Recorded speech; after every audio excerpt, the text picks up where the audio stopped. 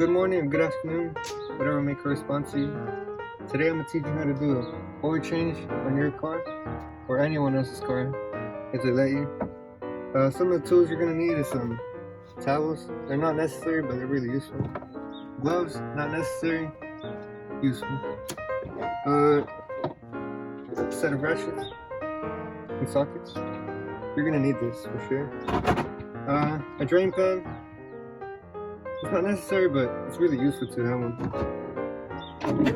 Torque wrench comes in really handy. You don't need it though. I prefer to use it if you know more about cars. It's kind of difficult to use. A funnel, this is necessary. It's not necessary, but I would recommend you use it. This is an oil wrench. Comes in really handy. Not necessary. You're gonna need some jack stands and a jack. I don't have a jack with me, but you get the gist of it. Owner's manual. This is how you find out what type of oil your car needs and what type of oil filter. For this car, BMW 2014, you're gonna need 7 quarts of oil, and it's gonna be full synthetic. So we got here 2 quarts, we need 7 quarts in total. So we got 2 quarts here and 5 quarts here.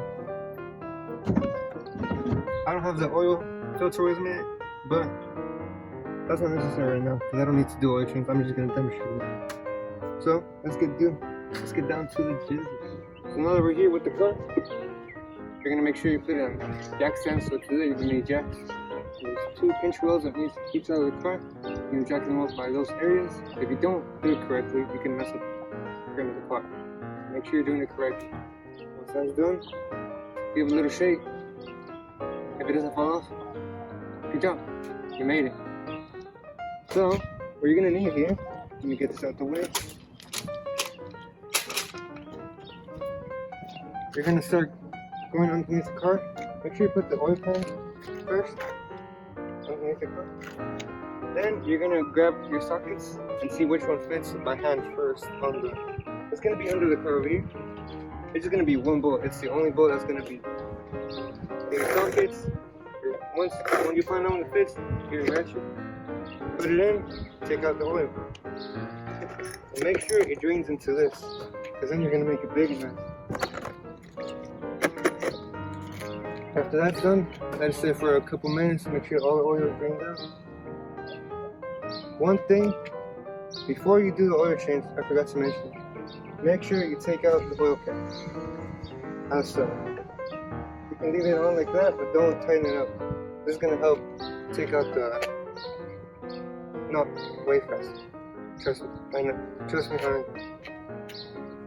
Now, that's done. Put the nut back in and tighten it first. Then go back with your ratchet, tighten it up. And if you have one of these torque wrench, make sure you torque it to spec. If you don't have one of these, just torque it. Just wrench it as hard as you can. This